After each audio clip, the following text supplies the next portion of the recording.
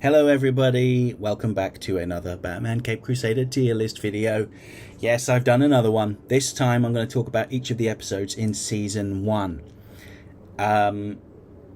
Just a quick note to say that obviously this is just my opinion, and we all have different opinions. We all like different things, and I think you can tell a lot about a person based on the things that they like. I suspect that not everyone's going to agree with my ranking here. They're going to be people that feel completely differently, and you know what? That's fine. So let's get started by talking about Treacherous Waters, or In Treacherous Waters, I should say. So this was the very first episode of Season 1, and I think it did a great job of illustrating Bruce Timm's mission statement for this show. And by that I mean he wanted to do a Batman show that was not exactly what had come before. So he wanted to make some changes. He wanted to shake things up. And the best way of demonstrating that was taking one of Batman's most long-standing villains, the Penguin, and changing them. And he's changed the Penguin to Oswald Cobblepot, who is both clearly a very talented performer, and also a cold, ruthless, murdering monster. She has two adult sons. She kills one of them in cold blood and attempts to kill another one because she believes that they are betraying her. Okay, one of them was betraying her, but like murdering him seems like a bit of overkill, I think. But we're also introduced to their version of Batman. Now he does all of the usual Batman things, skulking around in the shadows, taking out gangsters quietly, and beating up henchmen, driving a cool car, etc. But he's also emotionally very cold. He doesn't have a particularly great relationship with Alfred. Alfred is traditionally presented as Bruce Wayne's surrogate father, but in this he is just the help. Batman calls him Pennyworth all the time, doesn't call him Alfred. There's no emotional heart-to-hearts or anything like that. It's all business with Batman, and Alfred is one of the tools in his arsenal. And his arsenal includes a submarine as well, which kind of surprised me. But I have to say, I think that In Treacherous Waters was probably one of my least favourite episodes. Not because it's bad by any means, it's just I think that the rest of the episodes are just so much better. But in terms of setting the stage and demonstrating their mission statement, I think it's very good. So it's getting an A rank for me because I really enjoyed this episode. However, my absolute favourite episode is the second episode, And Be a Villain. So I'm already just putting it right at the top there. And I love this because it's a very gritty noir murder mystery, complete love letter to classic Hollywood, not just 1950s Hollywood, but also the silent era as well. And the main villain is Clayface, and their Clayface could have so easily have just been like a tribute act to the BTAS version, a tragic figure whose humanity was ripped away from him, and an addict, deeply tragic figure that a lot of people feel empathy towards. But this Clayface, no, he got exactly what he wanted when he had that serum injected into his face. He wanted to be able to change his appearance. He had always blamed his shortcomings in life on his physical appearance, I can't get the roles I want because I just look like a baddie. Oh, the woman I love won't love me because I look like a baddie. Lots of self-pity. Now when he is able to shape his face and he looks more traditionally handsome, he still gets rejected, and it had nothing to do with his looks. It's just because of who he was, and it's his personality that they found so unpleasant. And that's really what drives him to becoming a murderous villain. It's just so different from Batman the Animated Series. It really took me by surprise, but I really liked it.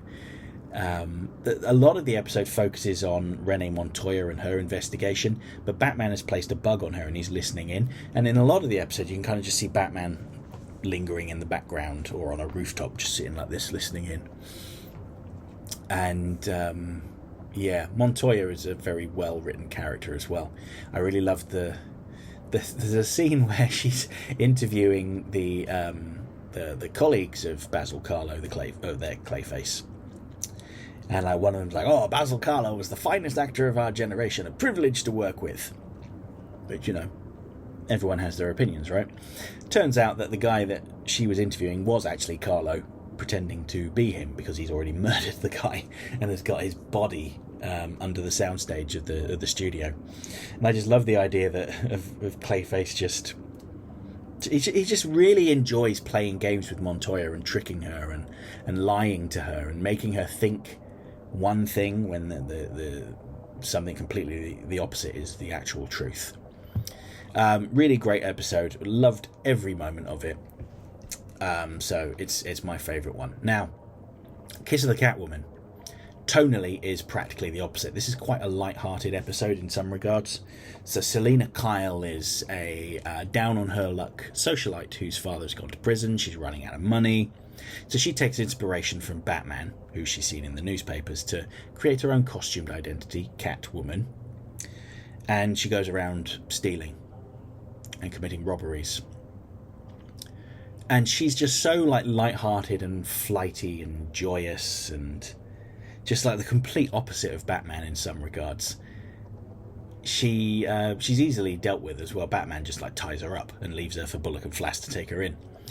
But the thing is, because of her position in society, she's able to negotiate a good deal with Harvey Dent, where basically she gets to walk away with no repercussions, just so long as she promises not to do it again. And this infuriates Bullock and Flass, who are these hard, gritty detectives in Gotham City, and they make her look. So they are made to look bad by her because they caught her dead to rights. It was undeniably her committing the crime, but she got away with it. So they plot to murder her to kind of I was going to say remasculate themselves, which I suppose is accurate actually. Yeah. There's also a little subplot in this episode about Bruce Wayne being sent to counselling because he punches out a journalist at the beginning of the episode, and his therapist is one Dr. Harleen Quinzel. Keep her in mind for later on. Yeah, it's a really good episode. Again, it's not one of my favourites though, because the tone was just quite different. And I don't mean different bad, I mean just not to my preference, So I'm going to put it above in Treacherous Waters if it'll let me. There we go. And an A grade is still very good. I mean, I guess I've kind of spoiled this ranking list here when I say my least favourite one gets an A. I don't think there's a bad episode in the bunch here. Sorry for everyone that hates Caped Crusader, but there is not a bad episode in the bunch. Moving on to The Night of the Hunters, which is another fantastic episode. It's very much an episode about Batman without Batman being there that much. He's like this looming presence throughout the whole episode because it's about this newly formed strike team that are tasked with taking down Batman after he beat up Bullock and Flass in the last episode when they tried to murder Catwoman. Renee Montoya is put in charge of the strike team by Commissioner Gordon. Now, Bullock and Flass hate this. They think they should be in charge. So they orchestrate a scheme to capture Batman. I say capture, I basically mean kill him. And Dr. Harleen Quinzel is brought in again. Hello, Harley. And she does a psychological profile of Batman for the police and states that, he doesn't care about the police. He's only hurt those officers when they've kind of got in his way. He cares about bringing in criminals, particularly costumed criminals. So Flass has a brainwave. Let's unleash a costume criminal of our own on Gotham and trap Batman. And they have such a person in the cells already. And it's Firebug. Now, he's a very inconsequential figure. He's an arsonist, basically, and he's very clearly mentally unwell. And Bullock and Flass essentially release him in a densely populated, poor area of town. And they basically leave him to set all these buildings on fire and endanger all these civilians. And they just casually wait around until Batman turns up, and that's when they spring to action. Now, they can't find Batman in the building, but they do find Firebug when he's run out of fuel, and so they murder him to keep their secret quiet. And in the process, It makes them look like hero cops bringing down this crazed arsonist, when really they had orchestrated the whole thing themselves.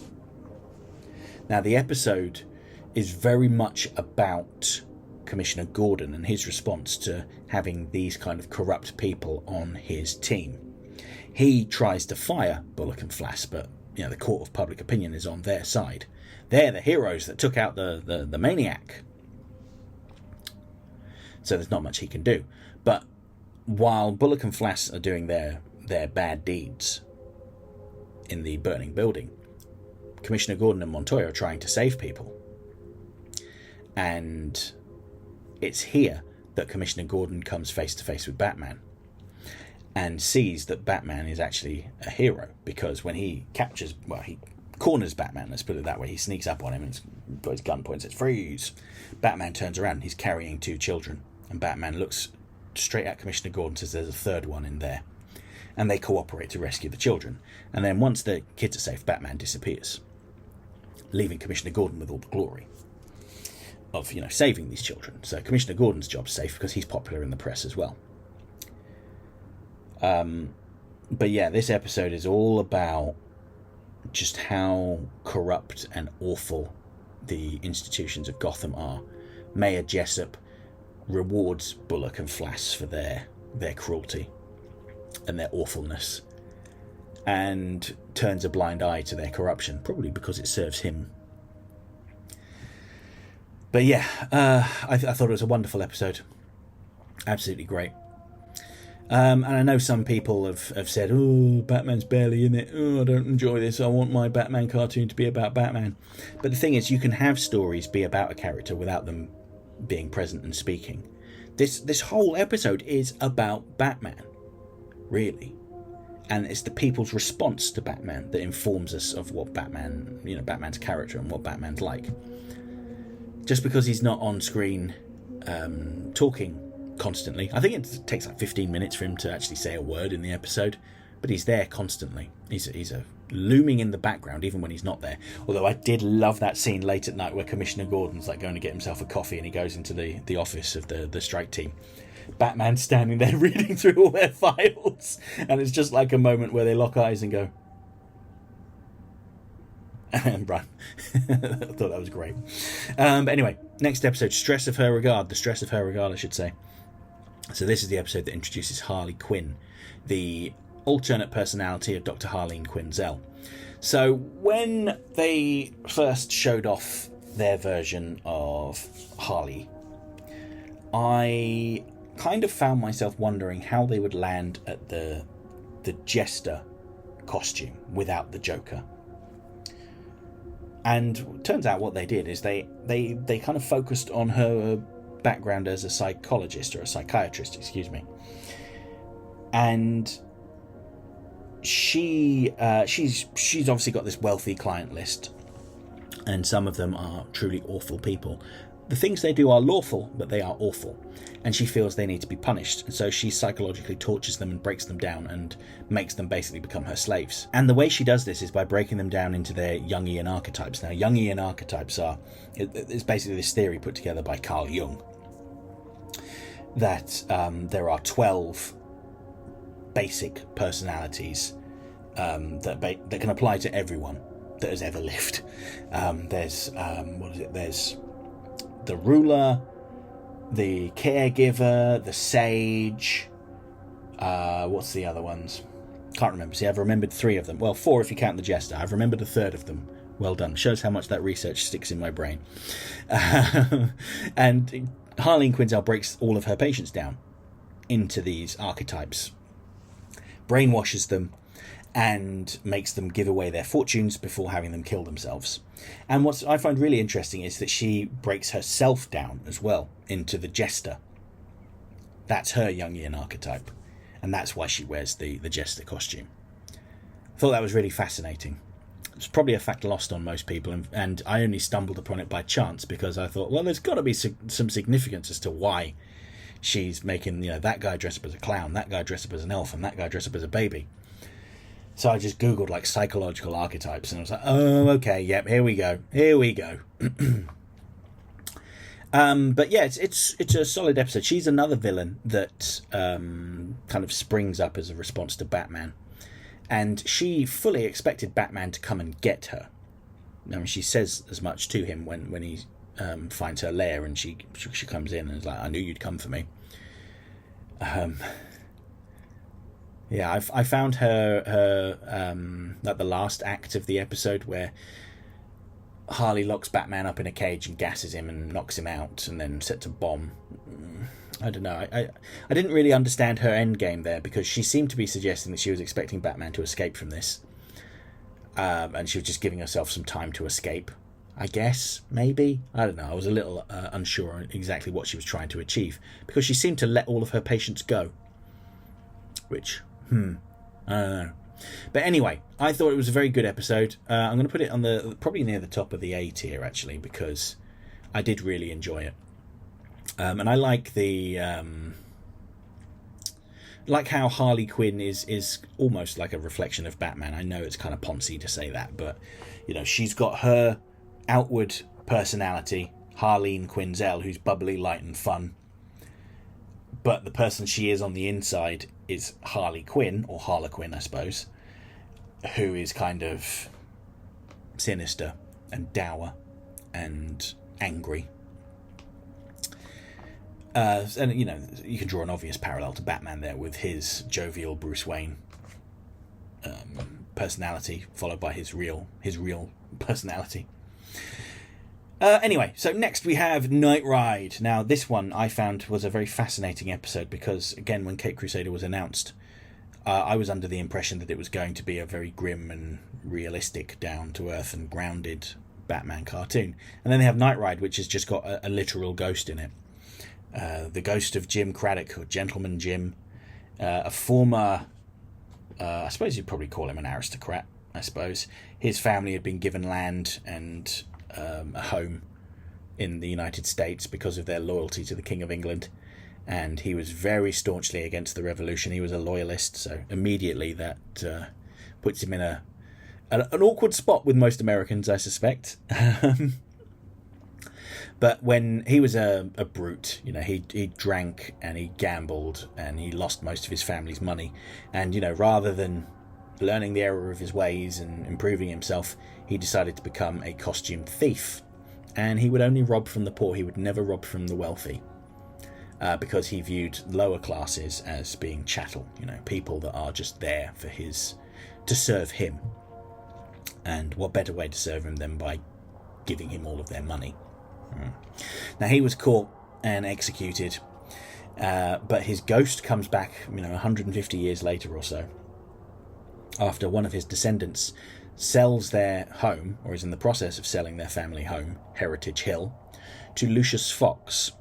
And there's some very... it's not particularly subtle references to Gentleman Jim Craddock being a bigot. You could argue that he's classist, but he looks at Lucius Fox, who is African American, and just assumes that he is a poor man.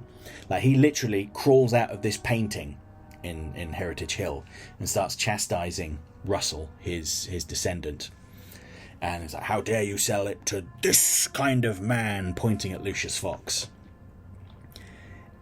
Yeah, okay, you could make the argument that he thinks that because he's African American that means he's poor, which is just awful. But yeah, it's a not too subtle hint of his bigoted views. Notice as well that during Harvey Dent's campaign event on a train, Gentleman Ghost turns up and robs all of the poor people, who just so happen to be quite a diverse group. There's a Jewish man, an African American man, a Hispanic woman, I think. There is a white woman there as well. And when Harvey Dent offers up his money in exchange for leaving them alone, he goes, "I would never dare to take from a man of your station, but I'll gladly take his," and points at the Hispanic man. Not at all subtle, but I really liked it. And I don't normally like the supernatural episodes, but I found the way that they've just expanded this world to beyond what I thought it was going to be quite interesting. and using characters like Linton Midnight, Papa Midnight, who, you know, I didn't really know before this show, and I've done some research. I'm like, oh, he's in Hellblazer. Oh, he's in Garth Ennis and Steve Dillon's run on Hellblazer, which I still haven't read. So that's now shoved it higher up my read order list. But yeah, there's lots of little bits in this episode that kind of hint at the future as well. What is Papa Midnight going to do with Craddock's ghost? What was Alfred's secret? When Alfred gets possessed by the Gentleman Ghost and Batman manages to get Craddock out of him, he thinks that Alfred has died, and you know, he has a very surprising reaction to that. He becomes very angry and very upset. You know, he's like shouting at Alfred, saying, "You stupid fool, why did you do that? I can't do this without you," indicating that, you know, maybe he does care about Alfred as well. I'd mentioned earlier that he was very closed off and referred to him as just a help, you know. But these are like the green shoots of his humanity coming through, and there will be more cases of this going forward. But I thought, really good episode. Not the best, but it's, yeah, I'm happy with that going there. Okay, so moving on to the episode Moving Target. Now, it might surprise you to hear this, but I enjoyed this episode too. This one involves the police believing that a hit has been put out on Commissioner Gordon, and it's such a huge amount of money that they can't trust practically anyone in the GCPD. And it really shows how corrupt the police force is, that they would be willing to give up their leader, the Commissioner Gordon, for some money. It reminded me a little bit of a Gotham Central storyline. I forget if I mentioned this already or not, just goes to show how absent-minded I am. But Gotham Central was a comic book series written by Ed Brubaker and Greg Rucka about 20 years ago, focused on the GCPD, and Batman was barely in it. Now, Batman is actually in this quite a fair bit, but his actions are more stealthy. He breaks into the prison to find the person that's placed the hit, and he persuades him to cancel it. He also shows up to defend Gordon from the assassins that have descended upon him.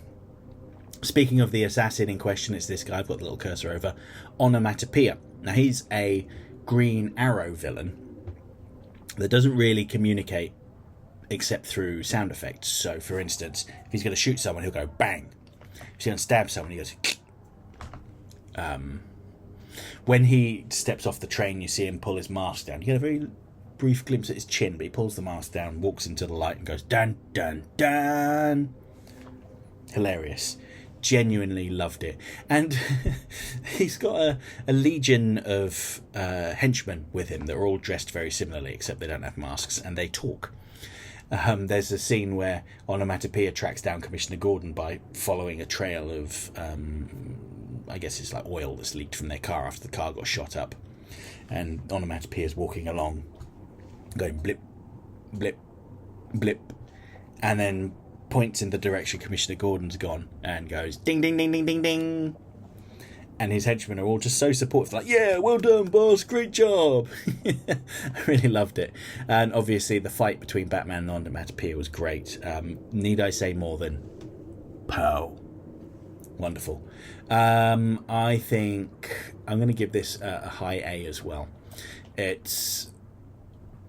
I can see why some people might kind of get a little frustrated because Batman's not in it that much, but as I was saying earlier, stories can be about characters without them actually being present. Anyway, on to the next episode, which is Nocturne. So this introduces a fairly obscure Batman villain from the comics called Nocturne. Now in the comics, she's this pale-skinned beauty that seduces Batman. In more recent comics, she has been like a literal vampire. She was Batwoman's girlfriend for a little while. But in this, she's a teenage girl that sucks the life force out of children, mostly. She's part of a travelling fairground. Her brother has an act where, you know, he pretends he's got this treatment that will enhance people's strength, and to demonstrate it, he picks a random person from the audience, which is always his sister Nocturne, to show that she's able to lift a massive heavy weight. He also allows her to drain the life out of one child per town they visit, because no one's going to notice one missing kid. But in Gotham, she gets greedy and drains 3. Dickie Grayson, Jason Todd, Stephanie Brown, and she tries to get Carrie Kelly as well. Now, if those names sound familiar, it's because they're all Robins in the comic books, and they're all orphans in this show, living in the orphanage that Bruce Wayne funds. Maybe a little tease for future Robins, but I hope that they stay in the orphanage and don't get involved in Batman's crusade. My favourite part of the episode, though, comes when Bruce Wayne is looking for the missing Steffi Brown and sees her being kind of dragged away by Nocturne and chases after her into the Hall of Mirrors. He gets frustrated, loses his way, so he just smashes a wall down, and he's in the backstage area now, and all of the fairground workers are just like, what is this guy doing here? He says, have you seen these 2 girls? I'm looking for some girls. Not really thinking about how it sounds with him saying that, seeming like some deranged man that's looking to abuse children. So the the fairground performers beat him up, including one Waylon Jones. And one of the things I like about this show is that the disfigured people are very rarely actual villains. We'll talk more about that when we get on to Two-Face in a minute, but Waylon Jones is just doing what he thinks is right. He's trying to protect these 2 children that he has no idea who they are, and he thinks he's beating up a child abuser, and even the bearded lady gets a couple of good punches in, and they chuck Bruce in the waste pit, because they're not going to turn him over to the police. What are they going to do about it? They'd rather deliver their own brand of justice, which involved kicking the crap out of him. But the closing of the episode, after Batman discovers that Nocturne has accidentally murdered her brother, and he informs her of this, she just full on despairs and exposes herself to the sunlight in the hope that it will kill her, because apparently sunlight burns her. And I feel like if the earlier Batman from this series had come across this situation, he might have left her to die, because she might look like a kid, but she's not a normal kid, she's a monster. But because of everything Batman's gone through so far in this series and all the connections he's made with all these people, he's opening up, and he's starting to become compassionate, and he covers her in his cape and he takes her in. Now, okay, yeah, she does get arrested, but she is put in a secure ward in the hospital, and she's going to get treatment instead. And I think that's a very, very nice, significant moment in the personal growth of this Batman. So I'm going to give this one an A as well. As I said earlier, spoilers, that I don't think any of these episodes are bad. And I'm just going to get straight into it with the killer inside. Boom, I love this episode. So there's a subplot. I mean, it's basically a plot running through the whole series about Harvey Dent's mayoral campaign, but it all comes to a head at the end of Nocturne, where Harvey Dent accepts money from Rupert Thorne for his campaign on the condition that he drops the case against one of Thorne's associates, and at the last minute Harvey Dent backs out. He takes the money still, but he backs out of the deal. And so Thorne has someone try to kill Dent by throwing acid in his face. And familiar story. And you see the reference to it in the thumbnail there with the title card there. When we see Harvey Dent in The Killer Inside, he is depressed, obviously. He's drinking heavily. He's resigned as district attorney, and he's just rotting away in his apartment. And it's Bruce Wayne coming to him and trying to shake him out of it by taking him out on the town, going back to their old favourite restaurant, that ultimately leads to Harvey Dent's rampage. But they're having this meal in a restaurant, and Harvey's very clearly uncomfortable, and he's saying to Bruce, look, these people are mocking me, they're not my friends, they're all staring at me, they want to know what's under these bandages. He's very anxious and starting to get upset. But Bruce downplays it. People come over and shake Harvey's hand, say they're really pleased to see him and they hope he gets better soon. And that just seems to enrage him even further, and he gets tipped over the edge when a waitress comes over and asks if everything's okay. Now, she's not asking because she thinks Harvey Dent's being weird. She asks because it's her job to ask if everything is okay with the meal. But this is the thing that tips Harvey over the edge, and he rips the bandages off and goes, how do you like me now, with his burnt up face, and just completely tears into this poor woman. This incident brought out the worst in Harvey Dent, and it's his pristine, undamaged side that is the air quote bad side. It's Harvey Dent lashing out at the world. His wounded side is more compassionate, and I'd say he's got some more emotional depth.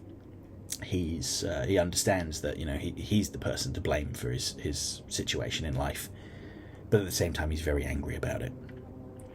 I would say that the split in their personality is a bit underplayed, maybe a little bit too underplayed.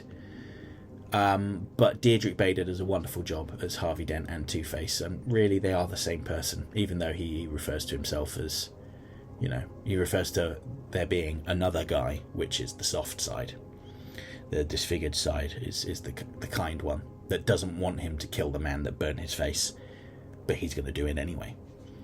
Batman obviously intervenes and Harvey Dent gets arrested, and there's a very touching scene where Rupert Thorne has escaped and Harvey Dent is furious with Batman, like shouting at him, like, why did you let me leave? Why did you stop me? Why did you let him leave? I had him, I could have got him.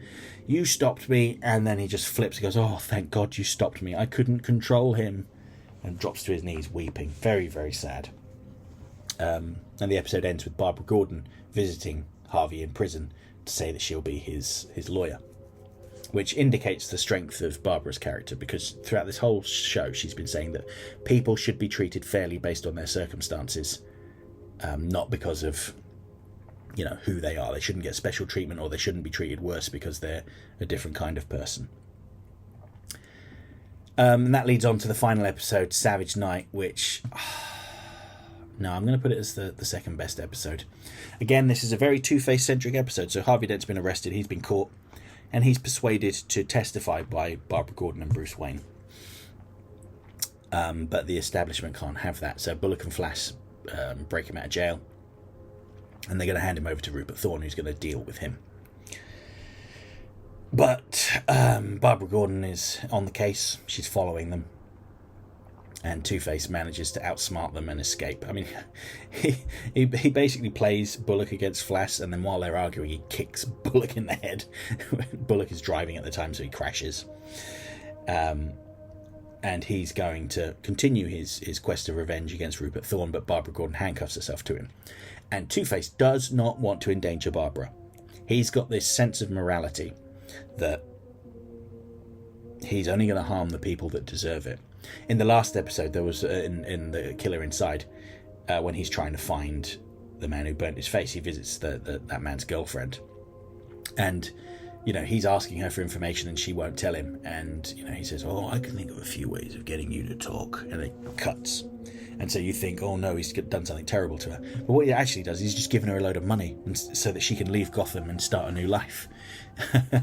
So Two-Face, he's very brutal towards bad people, but the innocents, the regular people, he treats them well enough.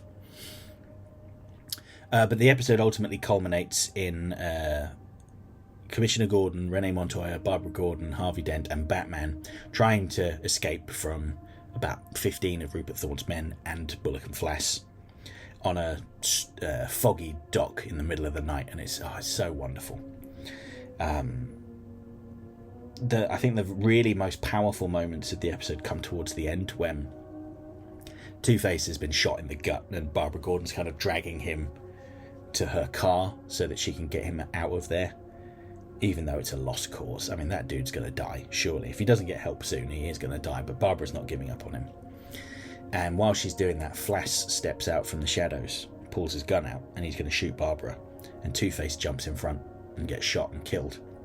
But the greatest part, though, is Batman's reaction to this. He arrives just a moment too late, and he disarms Flash and picks the gun up and points it right at him.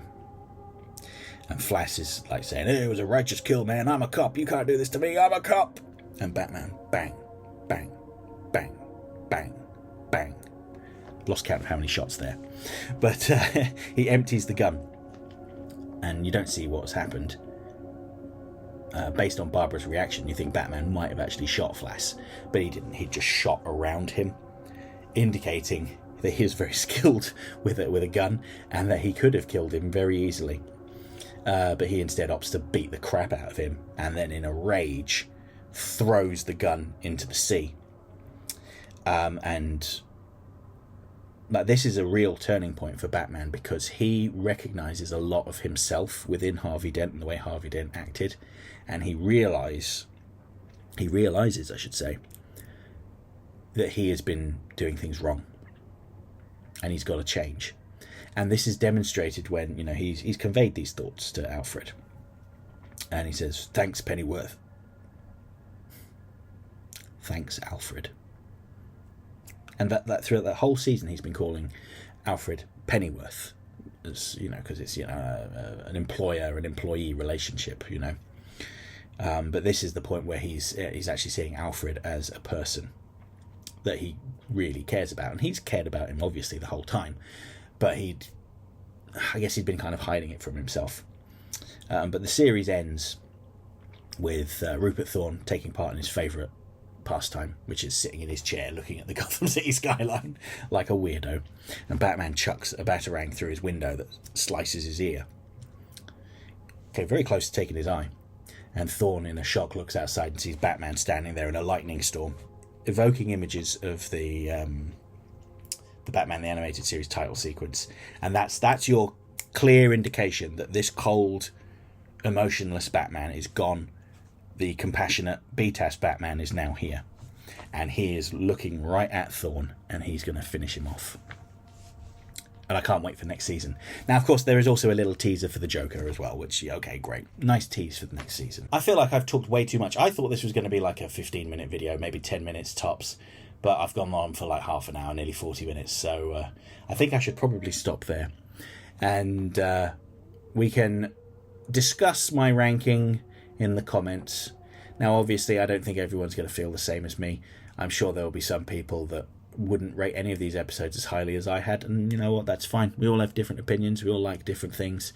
Media responds to each of us in different ways, or should that be the other way around? We each respond to media in different ways. Do you know what? I think both work. But I'm going to call it quits there. Thank you for watching. Hope you enjoyed, and look forward to reading your comments and having a nice discussion about this. Thanks everyone, take care.